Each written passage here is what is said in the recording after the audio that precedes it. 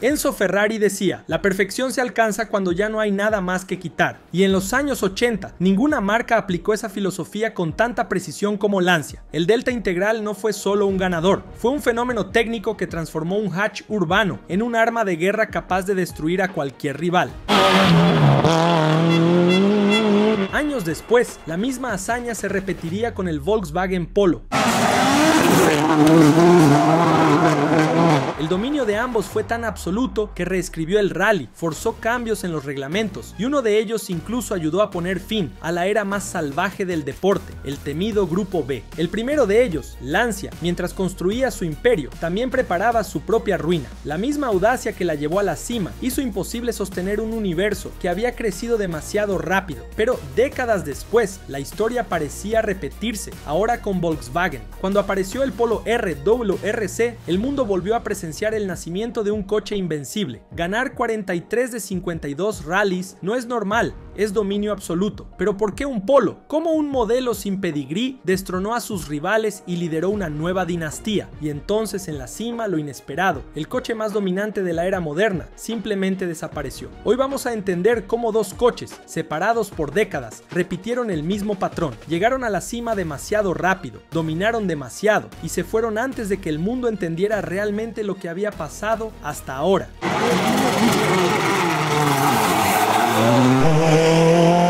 Los dominantes del rally. Lancia, el primer dominio. Antes del surgimiento del Lancia Delta Integrale, la historia de la marca en el rally ya estaba marcada por la innovación, el coraje técnico y victorias emblemáticas. En la década de 1960, mientras el rally se consolidaba como un deporte de resistencia y destreza en caminos abiertos, Lancia apostó por un proyecto que unía ligereza y control, el Lancia Fulvia HF. Con tracción delantera, motor delantero en posición longitudinal y un equilibrio excelente, el Fulvia ganó respeto en los terrenos europeos y se consagró al conquistar el Campeonato Internacional de Marcas. En 1972, el embrión de lo que más tarde se convertiría en el WRC.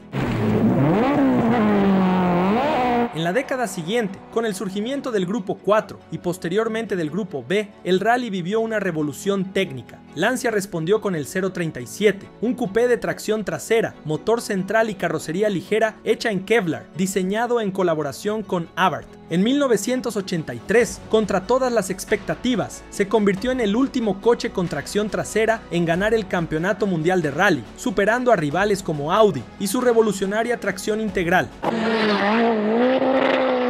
Pero el éxito vino con limitaciones evidentes. El 037 ya nacía en desventaja frente a la arquitectura de tracción en las 4 ruedas, que se perfilaba como el futuro del deporte. El equipo técnico de Lancia advertía a Fiat sobre la necesidad de un nuevo coche con tracción integral, pero inicialmente fue ignorado. En 1984 incluso lo intentaron con la versión Evo 2 del 037, pero quedó claro que las actualizaciones no eran suficientes para triunfar. Fue entonces cuando nació la idea de construir un coche completamente rediseñado, con un rendimiento brutal, basado visualmente en el hatchback Delta. La intención era doble, ganar en las pistas y al mismo tiempo impulsar las ventas del modelo de calle. El Delta pasaría a ser el nombre de dos de los coches más importantes en la historia del rally. Uno, el monstruo del Grupo B, que desafió los límites del deporte. El otro, el ícono del Grupo A, que dominaría los campeonatos con una consistencia inédita.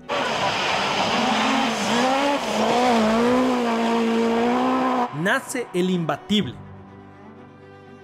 A lo largo de la temporada de 1984, quedó evidente que el Lancia 037, a pesar del título conquistado el año anterior, ya no era capaz de enfrentar a sus rivales. El proyecto, que aún utilizaba tracción trasera, estaba tecnológicamente obsoleto frente a competidores como el Peugeot 205 T16 y el Audi 4, ambos equipados con tracción integral. Las condiciones del terreno, cada vez más variadas, sumadas al aumento brutal de potencia permitido por el reglamento del Grupo B, hacían de la tracción en las 4 ruedas una ventaja imposible de ignorar. Lancia, parte del conglomerado Fiat, necesitaba reaccionar. El equipo de ingeniería de la marca, conocido internamente por su competencia y audacia técnica, ya había advertido a los directivos de la gigantesca empresa sobre la necesidad urgente de un nuevo coche con arquitectura moderna y tracción total. Tras meses de resistencia y una temporada frustrante, los ejecutivos finalmente autorizaron un proyecto completamente nuevo, nacido desde cero. El modelo elegido como punto de partida, al menos en nombre y apariencia exterior, fue el Delta, un hatchback compacto lanzado en 1979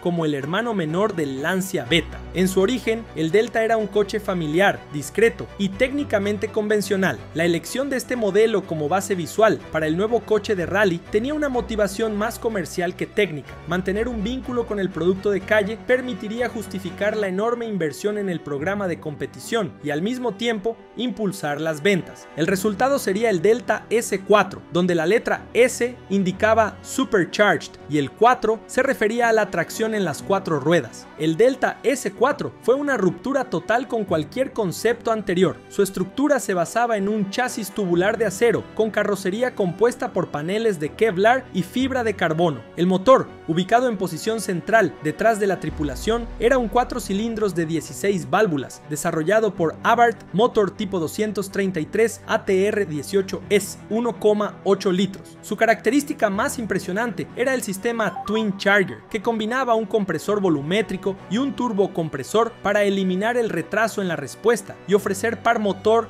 en todas las revoluciones. La potencia declarada era de 450 caballos de vapor, aunque existen reportes que apuntan a valores superiores a 500 caballos en las versiones de competición. Para mantener el coche dentro del peso mínimo exigido por la FISA, los ingenieros llevaron la reducción de peso al límite, chapas extremadamente finas, ausencia de protección inferior, vidrios sustituidos por policarbonato e incluso tubos del chasis más delgados. Esto comprometió la integridad estructural, al punto de que los primeros prototipos se rompían durante las pruebas. Fue necesario reforzar puntos críticos, lo que resultó en pesos finales de aproximadamente 950 kilogramos para pruebas en asfalto y 1050 kilogramos para etapas en tierra. A pesar de su apariencia, que recordaba vagamente al Delta de calle, el S4 era en la práctica un prototipo puro disfrazado. Como exigían los reglamentos, se fabricó una serie de homologación llamada Delta S4 Stradale, con una producción extremadamente limitada, entre 45 y 150 unidades, muchas de las cuales fueron rápidamente convertidas en coches de carrera. La homologación fue acelerada gracias a vacíos en el reglamento del Grupo B, que en teoría exigía 200 unidades de un modelo de calle. Aunque visualmente similar al coche de competición, el Stradale llevaba el mismo motor, pero con algunos elementos civilizados, como aire acondicionado,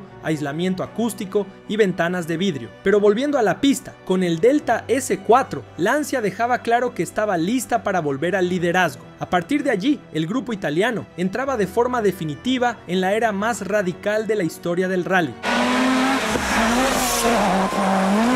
El Delta S4 debutó en 1985, en la última etapa de la temporada, el Rally del Reino Unido, y fue un inicio arrasador. Henri Toivonen ganó el RAC Rally, con Marco Alén completando el doblete. En 1986, Lancia comenzó la temporada con el mismo ímpetu. Toivonen ganó en Montecarlo y el equipo mantuvo un ritmo competitivo en las etapas siguientes, pero a medida que el S4 ascendía al tope, el propio Grupo B comenzaba a desmoronarse desde dentro. La categoría, creada para incentivar la innovación, había perdido el control. Los coches se estaban volviendo monstruosamente rápidos y frágiles, y el público se amontonaba peligrosamente cerca de las pistas. En Portugal, un accidente catastrófico cobró la vida de 3 personas y dejó decenas de heridos. La seguridad de los coches y del evento ya había sido cuestionada algunas etapas antes. En la siguiente prueba, el Safari Rally, Lancia se negó a usar el S4, temiendo que no resistiera las condiciones extremas. Recurrió al antiguo 037 Evo, un coche obsoleto, pero más resistente. El 037 no ganó, pero demostró que en ciertos terrenos aún era más confiable que su sucesor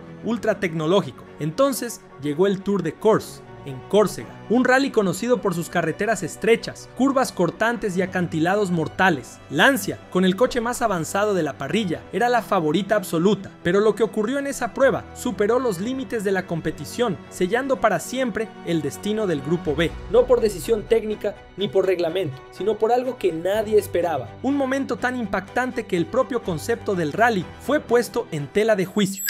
El Delta S4 de Henri Toivonen y Sergio Cresto salió del camino a alta velocidad, voló por encima de un pequeño muro de piedra y cayó por un barranco. La colisión fue violenta. Según los informes, se escuchó una explosión seguida de una bola de fuego visible desde la distancia. Cuando llegó el equipo de rescate, solo encontró el chasis del coche retorcido, con la estructura compuesta prácticamente consumida por las llamas. Ambos tripulantes perdieron la vida de forma instantánea. La investigación nunca determinó una causa definitiva. El tanque de combustible, montado parcialmente debajo de los asientos y sin protección inferior, había sido perforado durante la caída por ramas o piedras. La gasolina se derramó directamente sobre componentes calientes del coche. Como en casi todo el proyecto del S4, la obsesión por reducir el peso cobró un precio fatal. El piso detrás del pedal del acelerador, hecho de un material compuesto delgado, ya había mostrado grietas en otros coches. En ciertas condiciones, el propio pedal podía atascarse. No se sabe si eso influyó directamente en el accidente, pero el nivel de fragilidad ya era conocido. La tragedia de Toivonen y Cresto aceleró lo que ya venía discutiéndose tras bambalinas. La FISA anunció de inmediato la suspensión del desarrollo de los coches del Grupo B. En pocas semanas se decidió que esa sería la última temporada de la categoría. El Grupo B, con su libertad técnica sin precedentes, llegaba a su fin, y con él también moría la promesa del Grupo S, que sería una futura generación aún más extrema, pero fue cancelada antes de nacer. Lancia, que ya desarrollaba el prototipo SB para el Grupo S, un proyecto de vanguardia con chasis de fibra de carbono, aerodinámica activa y motor 1,8 litros biturbo, tuvo que abandonar todo.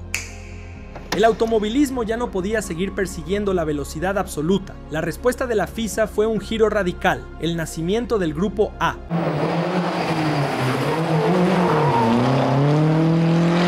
A diferencia del Grupo B, el nuevo reglamento exigía coches derivados directamente de la producción en serie, con una producción mínima de 5.000 unidades, posteriormente reducida a 2.500. El límite de potencia fue fijado en torno a 300 caballos de vapor. Los coches debían mantener más elementos del modelo de calle y las homologaciones especiales se volvieron mucho más limitadas. Mientras la mayoría de las marcas fue tomada por sorpresa, buscando a las apuradas modelos que pudieran adaptarse al nuevo escenario, Lancia, casi por casualidad, ya tenía el coche adecuado. El Delta de calle, lanzado en 1979, había evolucionado hacia una versión más deportiva, el Delta HF4WD, presentado en 1986, con tracción integral, motor turboalimentado de 2 litros y un comportamiento equilibrado, era la base perfecta para la homologación en el nuevo Grupo A. Una combinación rara de potencia, agilidad y versatilidad. El Delta HF4WD debutó con autoridad, aprovechando la fragilidad técnica de sus rivales. En 1987 conquistó el campeonato de constructores con holgura. Sin perder tiempo, Lancia presentó una evolución del modelo, el Delta Integrale. Ruedas más grandes, frenos reforzados, suspensión revisada, un turbo más eficiente. Con cada temporada, pequeñas actualizaciones transformaban el coche en una máquina más precisa, más resistente, más eficaz. Lo que ya era bueno se volvió aún mejor. Mientras tanto, Toyota, Ford y Mazda seguían buscando una plataforma competitiva para poder rivalizar de verdad y tratar de vencer a Lancia. En la pista, el Delta Integrale no solo era muy rápido, también era confiable, versátil y sobre todo estratégicamente superior. Además de buenos pilotos, Lancia competía con estructura, análisis de carrera y desarrollo táctico. La búsqueda ya no era por adaptación, ahora se trataba de hegemonía. Se buscan adversarios. Con el surgimiento del Delta HF Integrale, en 1988, Lancia elevó su nivel a nuevas alturas. Mejoras en el motor, suspensión reforzada, ruedas y frenos de mayor tamaño, consolidaron un paquete técnico difícil de igualar. El equipo ganó 10 de las 11 etapas válidas para el campeonato, en una campaña que rozó la perfección. Massimo Viación conquistó el título de pilotos, reforzando la imagen de invencibilidad del conjunto. Cada año, Lancia no solo actualizaba el Delta, refinaba todos los aspectos de la operación, logística, estrategia de carrera, preparación personalizada de los coches para cada rally. El Delta Integrale 16 válvulas, introducido en 1989, trajo avances significativos en potencia y comportamiento dinámico. Con él, Lancia volvió a ganar el campeonato de constructores y Viación repitió como campeón de pilotos. Incluso cuando la competencia se intensificó, como en 1990 con el ascenso de Toyota y su Celica GT en manos de Carlos Sainz, Lancia mantuvo el dominio colectivo. La victoria en el campeonato de constructores se aseguraba gracias a la consistencia de varios pilotos, la robustez mecánica y la capacidad de adaptación a distintos terrenos, desde el asfalto europeo hasta la grava africana. En 1991, bajo una presión creciente y ante rivales cada vez más organizados y veloces, Lancia aún logró asegurar su quinto título consecutivo de constructores, algo sin precedentes en la historia del WRC. Incluso con señales visibles de desgaste, el equipo conservaba la excelencia estratégica que había definido su trayectoria desde la entrada al Grupo A. Tras 3 años de dominio casi absoluto, la invencibilidad de Lancia empezó a ser desafiada. En 1992, Toyota, con inversiones cada vez más fuertes, introdujo un verdadero adversario, el Celica GT Fur ST185. A diferencia de los competidores anteriores, este nuevo coche combinaba robustez, potencia y tracción integral de forma muy efectiva. En la misma línea, Mitsubishi avanzaba con el Galant Punto R4, otro modelo enfocado en la resistencia y velocidad en etapas largas y exigentes. La respuesta inicial de Lancia fueron actualizaciones del HF Integrale, con un motor más potente, válvulas optimizadas y mejoras en la suspensión. El coche seguía siendo competitivo, pero la ventaja que antes garantizaba victorias seguras comenzó a desaparecer. El Delta HF Integrale, que hasta ese momento parecía imbatible, empezaba a mostrar limitaciones naturales. Además de la presión deportiva, surgía otro problema invisible pero corrosivo: la fiabilidad. El Delta, diseñado para ser una máquina de resistencia, comenzaba a sufrir fallos mecánicos. Componentes de transmisión, diferenciales y motores empezaron a registrar tasas de fallos preocupantes, especialmente en las etapas más largas y exigentes del calendario. La escalada técnica también trajo consigo un aumento significativo en los costos. La necesidad de preparar coches cada vez más refinados, más ligeros y más potentes exigía inversiones pesadas en investigación, piezas, logística y pruebas. Por cada pequeña ganancia en rendimiento, el esfuerzo era monumental y cada victoria costaba más, tanto financiera como estructuralmente. La presión externa, la lucha interna contra el desgaste de los equipos y la evolución acelerada de la competencia creaban una tormenta perfecta. Por primera vez desde la fundación de la nueva era, Lancia ya no controlaba el campeonato con la misma facilidad. El proyecto Delta, glorioso y victorioso, empezaba a enfrentarse a la misma pregunta que atormenta a todas las leyendas: ¿hasta dónde se puede evolucionar un coche antes de que el peso de su propio pasado se vuelva insostenible? En 1992, Lancia presentó la versión definitiva de su proyecto ganador, el Delta HF Integral Evoluzione. Conocido informalmente como Deltona, esta nueva evolución del Delta fue una respuesta directa al crecimiento de la competencia, especialmente Toyota y Mitsubishi, que ya invertían en plataformas completamente nuevas para el Grupo A. El Integrale Evoluzione trajo una serie de mejoras: la carrocería fue ensanchada, la suspensión reforzada, los frenos aún más dimensionados y el motor turbo de 2 litros recibió ajustes para entregar más potencia y mejor distribución del par. Su aerodinámica también fue optimizada para ofrecer mayor estabilidad, especialmente en las etapas de alta velocidad. Con este nuevo paquete, Lancia inició el año decidida a mantener su hegemonía. A pesar de que los rivales ofrecían más resistencia, el Integrale Evoluzione logró imponer su fuerza. El equipo ganó pruebas cruciales e incluso enfrentando desafíos mecánicos y tácticos, conquistó su 6º título consecutivo de constructores en el WRC, una hazaña que hasta hoy sigue siendo inédita. Sin embargo, entre bastidores la percepción era distinta. El proyecto Delta comenzaba a mostrar señales de agotamiento. Las actualizaciones ya no compensaban el hecho de que el chasis original venía de la década de 1970. Mientras Lancia exprimía cada centímetro de rendimiento posible, la competencia evolucionaba con proyectos más modernos y con bases más sólidas. Aunque Lancia mantenía la supremacía entre los constructores, la pérdida de títulos individuales era un indicio claro. El ciclo de dominio absoluto estaba llegando a su fin. Internamente, en Lancia y en Martini, la sensación era de misión cumplida, pero también de que mantener la cima con esa estructura y ese coche ya no sería posible. Al final de la temporada de 1992, Lancia anunció el cierre de su programa oficial de fábrica en el Mundial de Rally. El esfuerzo conjunto entre Lancia y Martini, que había dado origen a una de las alianzas más exitosas de la historia del deporte, llegaba a su fin. El apoyo a la competición fue transferido a Jolly Club, un equipo privado italiano que asumiría la responsabilidad de representar a la marca a partir de 1993. Aunque contaba con apoyo técnico limitado de Lancia, Jolly Club operaba con menos recursos, menor desarrollo y menos capacidad de innovación frente a rivales que crecían rápidamente.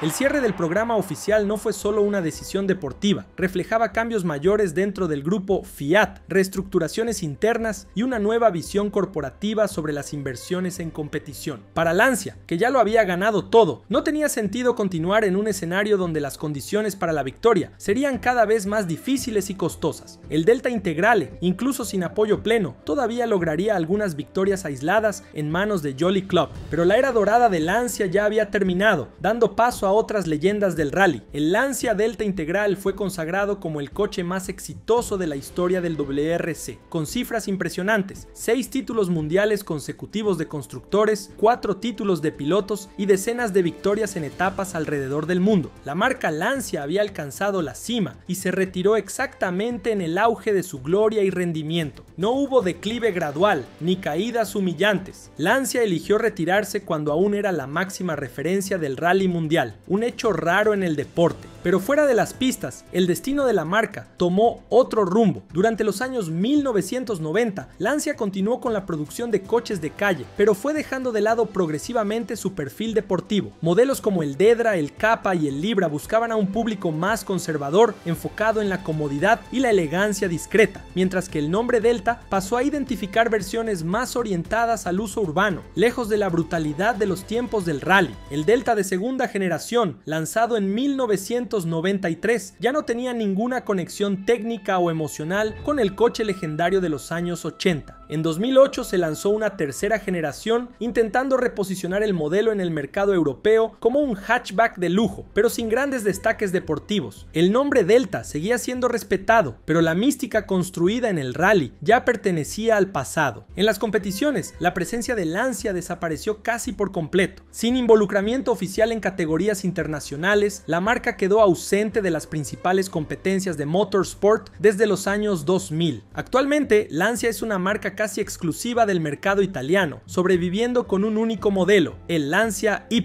un hatchback compacto, dirigido al público urbano, enfocado en la eficiencia y el estilo. Aunque aún figura entre los coches más vendidos en Italia, la marca opera en una escala limitada, sin ambiciones globales y muy alejada de su pasado glorioso en la competición. Sin embargo, entre entusiastas y coleccionistas, el nombre Lancia, y especialmente el Delta Integrale, sigue vivo. Restauradores, expilotos y apasionados del automovilismo continúan celebrando la historia de la marca, rescatando unidades originales, organizando encuentros y manteniendo viva la memoria a través de eventos como el Rally Legend. El coche se ha convertido en un símbolo de una era en la que ingeniería, audacia y espíritu deportivo se unieron para crear algo que aún hoy inspira reverencia. Esa leyenda también se refleja en los valores de mercado. Un Lancia Delta S4 de competición fue vendido por cerca de $903,000 estadounidenses en Mónaco en el año 2024, mientras que un S4 Stradale de calle alcanzó $649,000 en París en el año 2025. El Lancia Rally 037 también impresiona. Una unidad Stradale fue vendida por $588,000 y los ejemplares de competición alcanzan fácilmente los $700,000.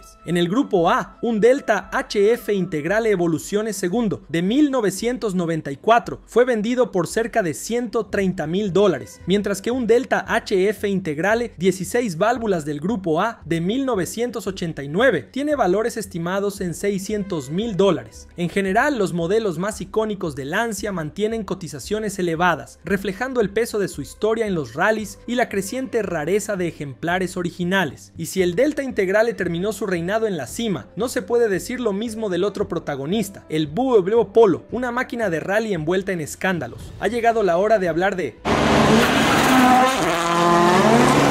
BMW Polo, el otro dominio.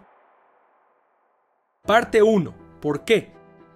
Era mayo del año 2011. Cerca de 200 periodistas se reunieron en Cerdeña para una conferencia de prensa antes de la 8ª edición del Rally de Italia. El evento era especial, ya que Ulrich Hackenberg, miembro del Consejo Administrativo de Volkswagen, estaba presente para hacer un anuncio crucial sobre el futuro de la empresa en el automovilismo. Después de una ausencia de 23 años en el Campeonato Mundial de Rallys, Volkswagen estaba de vuelta y entraría en la lucha por el título a partir del año 2013. Mientras el público aplaudía con entusiasmo la idea, Luca De Meo, jefe de marketing de Volkswagen en ese momento, destacó que esta empresa no era solo un proyecto aislado, sino parte de la ambición de la marca por convertirse en una de las grandes potencias del automovilismo mundial. Sin embargo, por más que Volkswagen mostrara confianza, la misión no sería nada fácil. Ganar el título no sería solo un trofeo más para la estantería, sino la prueba definitiva de la superioridad de la ingeniería alemana sobre sus rivales franceses, británicos y japoneses.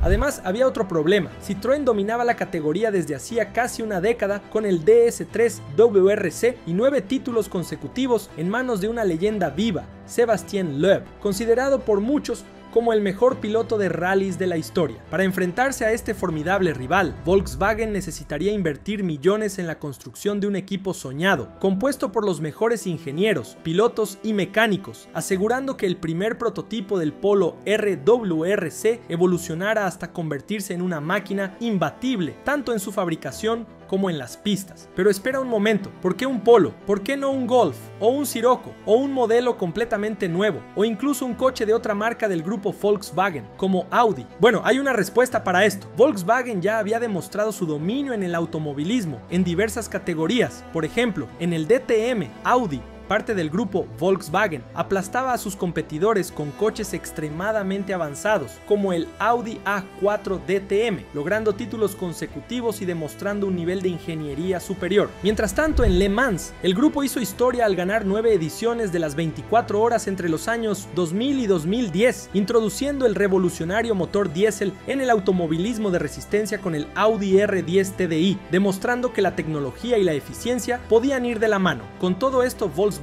buscaba nuevos desafíos y expandir su imperio, y el WRC era una elección estratégica, porque a diferencia de Le Mans o del DTM, donde los coches eran prototipos o modelos de lujo, el WRC utilizaba coches compactos, modelos directamente relacionados con el consumidor común. Una victoria en este campeonato no solo consolidaría a Volkswagen como una potencia global, sino que también impulsaría las ventas de sus coches de calle. ¿Recuerdas el lema? Gana el domingo, vende el lunes. Pero la marca no solo quería entrar en el WRC para competir y vender coches, quería destruir a sus rivales y reescribir la historia del rally. El gran misterio fue la elección del coche. Con el Golf y el Scirocco en su portafolio, ambos deportivos bien establecidos, la lógica indicaba que uno de los dos sería la base del proyecto de rally, pero Volkswagen tomó una decisión inesperada y eligió el Polo, un hatchback compacto, sin pedigrí deportivo, pero con potencial para ser su arma definitiva. Y esta elección no fue aleatoria. Antes de continuar con historias de automovilismo,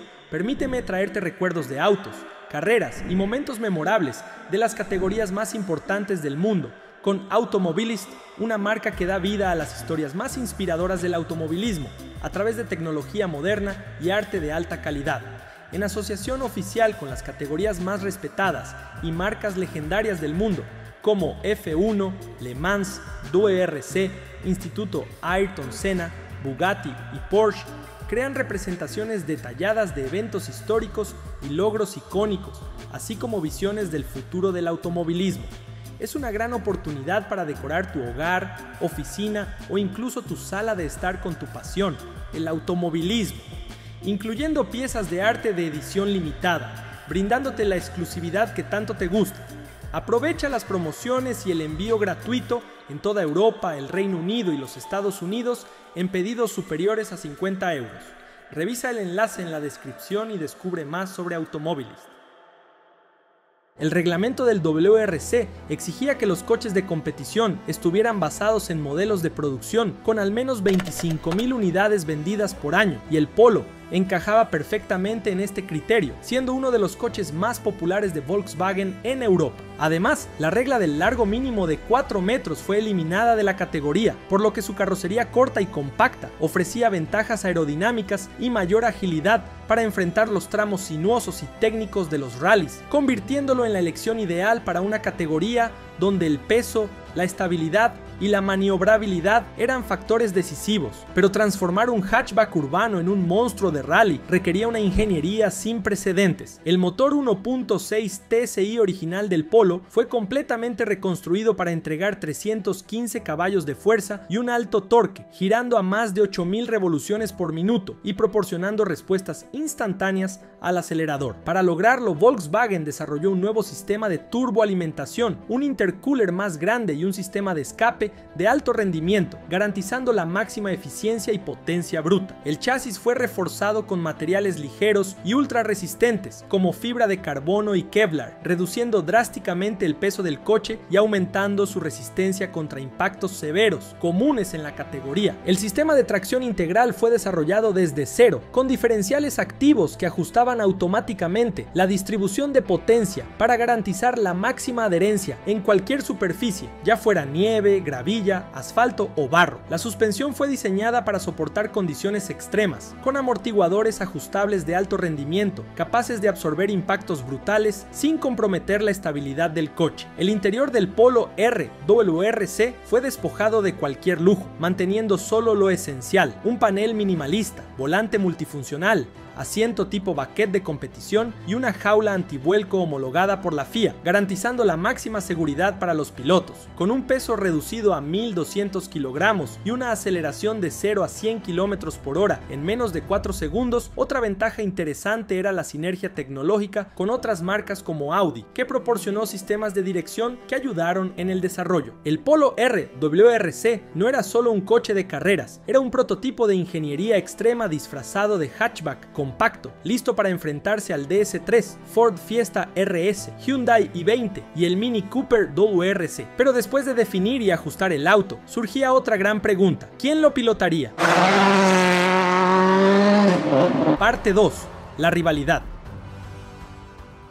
En el mismo año del anuncio del regreso de Volkswagen, en el año 2011, el fabricante también dio un paso crucial al contratar a Sébastien Ogier, un talentoso piloto francés de 27 años que había pasado los últimos 4 años compitiendo para Citroën. La elección no podría haber sido mejor. Ogier y Loeb ya habían protagonizado conflictos dentro de Citroën, pues ambos eran extremadamente competitivos y querían ser el centro de atención. Ahora, Ogier tendría la oportunidad de brillar por sí solo y liderar el nuevo proyecto de Volkswagen. Pocos meses después, en enero del año 2012, Volkswagen reforzó aún más su equipo al contratar a Jari-Matti Latvala, un experimentado piloto finlandés que había sido sacado de Ford, la segunda escudería más fuerte del campeonato mundial de rallies en esa época. Tanto Sébastien Ogier como Latvala desempeñarían papeles fundamentales en el desarrollo del Volkswagen Polo RWRC, y en los 18 meses siguientes no solo serían pilotos, sino verdaderos ingenieros de campo, trabajando codo a codo con el equipo técnico para transformar el coche en una máquina capaz de destronar a Citroën y dominar el campeonato mundial de rallies. Sin embargo,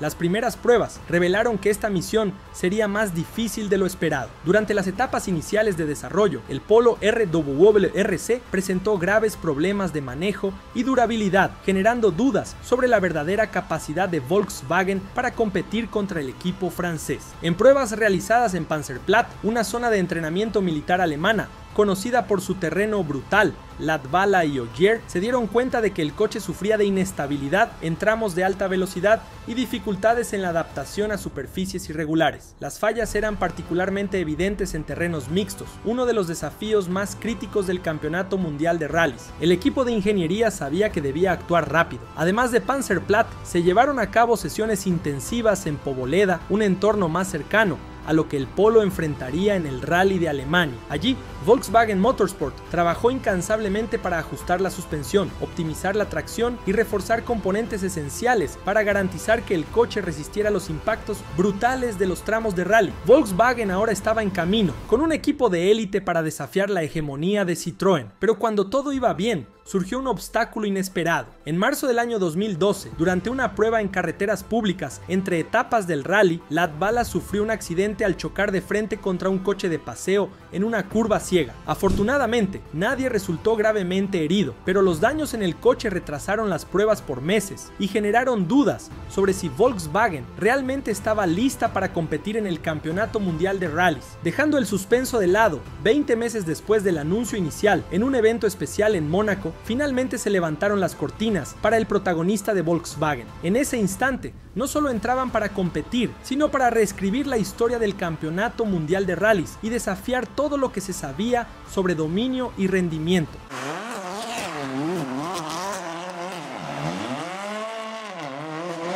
En enero del año 2013 tuvo lugar el tan esperado debut del Polo R en la etapa inaugural en Montecarlo. Como en los últimos 9 años, Citroën, liderada por el legendario Sébastien Loeb, iniciaba la temporada como favorita al título. Volkswagen, por otro lado, traía un equipo debutante, pero altamente calificado. Jari-Matti Latvala y Sébastien Ogier pilotaban cada uno sus Polo RWRC completamente nuevos, y a pesar de la inexperiencia del equipo en el Campeonato Mundial de Rallys, el tiempo de desarrollo y los millones de euros invertidos en el proyecto hacían de Volkswagen una fuerte candidata al título desde el primer día. Además de Volkswagen y Citroën, la Ford Qatar M Sport competía con el Fiesta RS. El equipo Mini Lotus Team participó con el John Cooper Works WRC, mientras que Skoda Auto Deutschland, que había ganado en el Campeonato Mundial de Rallys 2, trajo el Fabia S2000. Peugeot alineó un 207 S2000 y Hyundai, aún sin equipo oficial, participó con versiones privadas del i20 WRC. La Citroën fue la primera en entrar en la pista. Sus DS3 WRC recorrieron a toda velocidad las gélidas y traicioneras carreteras de Montecarlo, demostrando que el gigante francés seguía firme en la lucha por su 10º título consecutivo. Al final de la primera especial,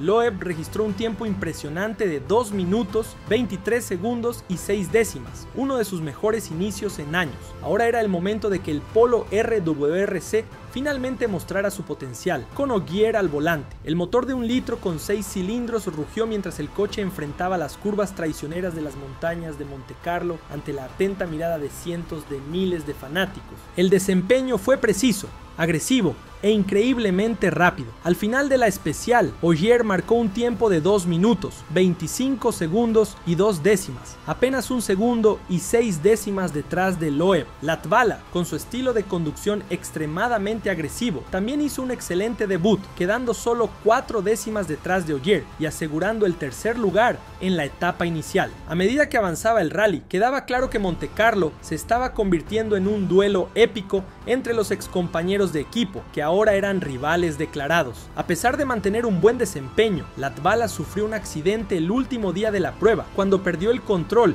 en las condiciones heladas de Turini, la sección más difícil de la competencia. Por otro lado, Ogier mantuvo su consistencia, enfrentando las gélidas curvas de 180 grados del Col de Turini a velocidades superiores a 120 km por hora, demostrando un control y una adherencia excepcionales. Sin embargo, ni siquiera su impecable pilotaje fue suficiente para superar a Loeb y al DS3 WRC. Al final, el francés de 38 años aseguró la victoria con una ventaja masiva de 99 segundos sobre Ogier. Durante 4 días, el Rally de Montecarlo entregó uno de los espectáculos más emocionantes del automovilismo en los últimos años. En el podio, Loeb celebró otra victoria, Ogier quedó en segunda posición y Dani Sordo, segundo piloto de Citroën, heredó el tercer lugar que debería haber sido de Latvala. A pesar del impresionante desempeño de Volkswagen en su debut, parecía que la historia se repetía. Los fanáticos de la categoría en todo el mundo ya estaban cansados de ver al mismo equipo ganar casi todas las pruebas del Campeonato Mundial de Rallys. Sin embargo, para Volkswagen, la sensación era diferente. Terminar en segundo lugar en su primer rally no fue un fracaso, sino una demostración de que el equipo alemán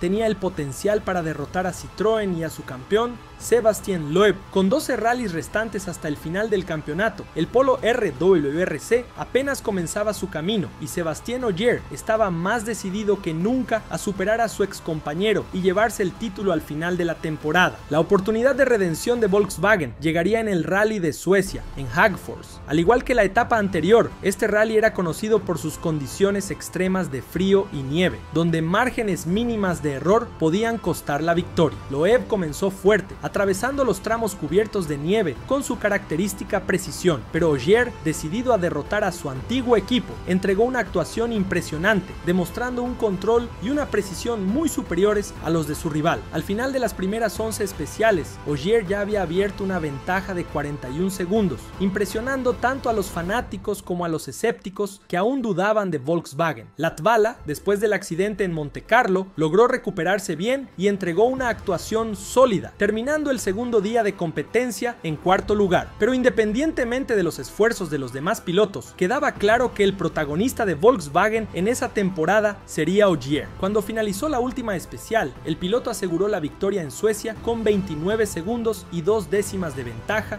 sobre Citroën, y la multitud celebró con incredulidad. Por primera vez, Loeb había sido derrotado por Volkswagen y Ogier finalmente se robaba los reflectores. Para los fanáticos del automovilismo, esto parecía el inicio de una de las mayores rivalidades de la década, algo tan competitivo y cargado de egos que recordaba la disputa entre Ford y Ferrari en Le Mans. Sin embargo, para sorpresa de muchos, lo que ocurrió a continuación no fue un gran duelo, sino un dominio arrollador de Volkswagen, algo más comparable al reinado de Schumacher en Ferrari en los años 2000 o al de Hamilton entre 2017 y 2020. Durante el resto de la temporada de 2013, el Polo RWRC continuó mostrando el mismo nivel de superioridad presentado en Suecia. De las 11 pruebas restantes, Ogier ganó 7 más, consolidándose como el nuevo líder absoluto del Campeonato Mundial de Rallys. Latvala, a pesar de no haber recibido tanta atención como Ogier, fue fundamental para asegurar puntos cruciales y además agregó una victoria en el Rally de Acrópolis al palmarés de Volkswagen. Al final de la temporada, Volkswagen ganó 9 de los 13 rallies, asegurando el título mundial de constructores en uno de los campeonatos más intensos e históricos del Campeonato Mundial de Rallys desde su creación en 1973. Volkswagen no solo dominó el Campeonato Mundial de Rallys en las pistas, sino también comercialmente. El éxito en el automovilismo impulsó las ventas de la línea Polo, que superaron la marca de 700,000 unidades vendidas antes del inicio de la temporada de 2014, un aumento del 75% en comparación con los números anteriores a la entrada en el Campeonato Mundial de Rallys. So what's that red thing outside, huh? It's a new Polo. Polo? It's cool, isn't it? Cool. We'll just have to see about that.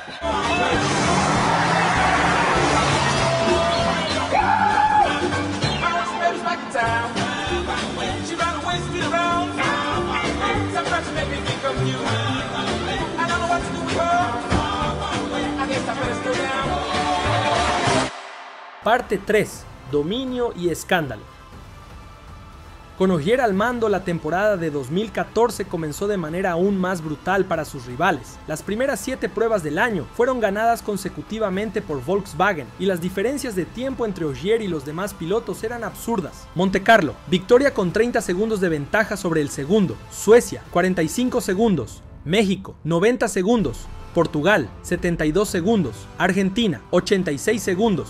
Italia, 93 segundos, Polonia, 67 segundos. En promedio, durante la primera mitad de la temporada de 2014, Ogier terminó cada rally con más de 70 segundos de ventaja sobre Citroën, pero el éxito avasallador de Volkswagen incomodaba profundamente al equipo francés, que aunque mantenía el subcampeonato en el campeonato, no podía aceptar el hecho de que un coche que había surgido de la nada se hubiera robado completamente los reflectores, y con un expiloto de Citroën al mando de la revolución. El punto de inflexión definitivo ocurrió en Argentina, cuando Latvala ganó, asegurando la 9ª victoria consecutiva de Volkswagen, rompiendo el récord anterior de Citroën, que había conseguido 8 victorias consecutivas en 2011. Volkswagen no solo destronó a Citroën, sino que también superó sus logros, estableciendo nuevos récords y dominando el Campeonato Mundial de Rallys como nunca antes. Al final de la temporada de 2014, Volkswagen había ganado 10 de los 13 rallies, asegurando tanto el título de pilotos como el de constructores por segundo año consecutivo. Pero justo cuando todos pensaban que el Polo RWRC no podía mejorar aún más, las buenas noticias llegaron a la sede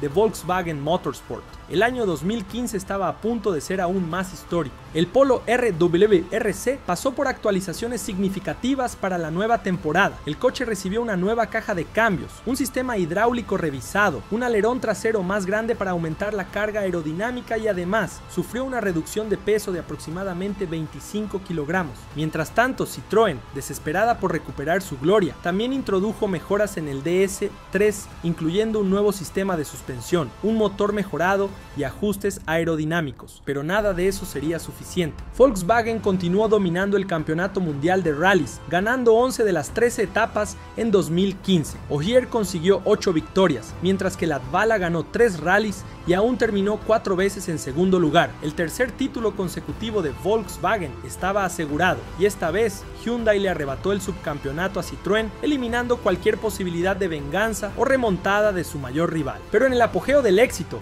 el equipo enfrentó un golpe inesperado. Jost Capito, el arquitecto del programa de rallies de Volkswagen, anunció su salida para unirse a McLaren en la Fórmula 1. Para los críticos que esperaban ver el colapso del imperio Volkswagen, esta parecía la oportunidad perfecta. Muchos creían que sin su líder estratégico, el equipo finalmente mostraría signos de debilidad, pero esa visión no podría haber estado más lejos de la realidad. Al igual que en los 3 años anteriores, Volkswagen continuó impresionando y sorprendió al mundo del automovilismo al ganar 10 de las 13 etapas en la temporada de 2016. Una vez más, Ogier fue la gran estrella, consiguiendo 6 victorias, mientras que Andreas Mikkelsen brilló con 2 victorias. El piloto noruego se había unido al equipo en 2013, pero solo comenzó a competir a tiempo completo en 2014 debido a la fuerte presencia de Ogier y Latvala. Sin embargo, fue solo en 2016 cuando Mikkelsen logró ganar más de un rally con Volkswagen, consolidando su espacio dentro del equipo. Por otro lado, Latvala tuvo un año por debajo de las expectativas. Aunque no consiguió ninguna victoria, desempeñó un papel fundamental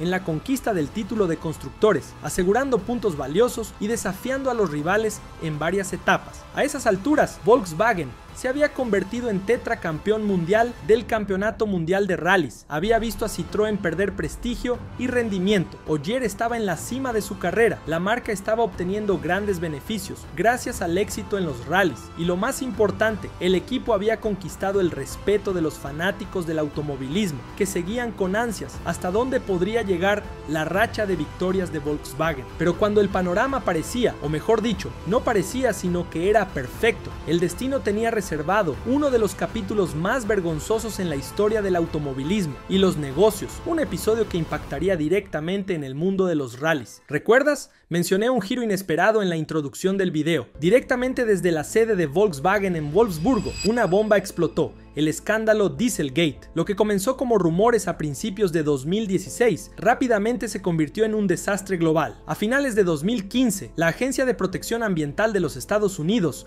notificó a Volkswagen por instalar software en sus vehículos diésel que permitía que los coches hicieran trampa en las pruebas de emisiones de la EPA. Durante décadas, Volkswagen fue vista como el estándar de excelencia en la producción de vehículos diésel, promoviendo su tecnología como limpia, eficiente y confiable. Sin embargo, las investigaciones revelaron que la empresa había manipulado pruebas de emisiones en millones de vehículos para cumplir con las regulaciones ambientales y mantener su liderazgo en el mercado. Las emisiones reales de óxido de nitrógeno, NOx, de los vehículos eran 40 veces mayores de lo que los estándares de los Estados Unidos permitían. El escándalo resultante se convirtió en el más costoso de la historia automotriz, con más de 30.000 millones de dólares en multas y compensaciones. El fabricante fue golpeado por los medios de comunicación de todo el mundo, resultando en una mancha profunda en su reputación, juicios legales e investigaciones en varios países. Todo esto amenazaba incluso su supervivencia. Funcionarios de Volkswagen fueron descubiertos tratando de encubrir el problema, y el director ejecutivo de la compañía, Martin Winterkorn, fue el primero en renunciar. El escándalo se propagó rápidamente. Volkswagen se vio obligada a reevaluar todas sus operaciones y desafortunadamente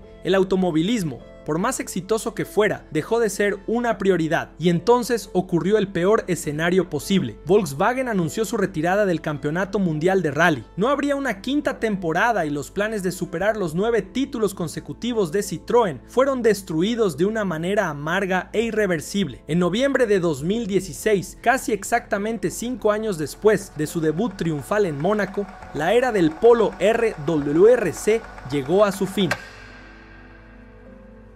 Sus pilotos encontraron nuevos caminos en la temporada siguiente. Sébastien Ogier se unió a M Sport Ford, donde conquistó el título de pilotos y ayudó al equipo a ganar el campeonato de constructores. Jari-Matti Latvala firmó con Toyota Gazoo Racing, logrando una victoria en la temporada y contribuyendo al tercer lugar del equipo entre los constructores. Por otro lado, Andreas Mikkelsen se fue a Hyundai Motorsport, fortaleciendo al equipo, que terminó como subcampeón, pero incluso con el final abrupto, el legado del Polo RWRC permaneció intacto. Durante 4 años, no solo fue la cara de Volkswagen, sino también la identidad misma del campeonato mundial de rally. Su trayectoria terminó antes de lo esperado, pero su huella en la historia del automovilismo ya estaba grabada. Hasta hoy, el Polo RWRC es recordado como uno de los coches de rally más dominantes de todos los tiempos. Ahora, otro gran duelo de titanes también ocurrió en Le Mans, en épocas distintas, pero sobre el mismo escenario. Un enfrentamiento que marcó la historia de la carrera de autos más mortal del planeta. De un lado Ford, con el GT40 que derribó a Ferrari, y pocos años después, Porsche creó un monstruo legendario para vencer y grabar su nombre en la categoría. Quédate ahí, que ya te cuento toda esa historia en 5 segundos.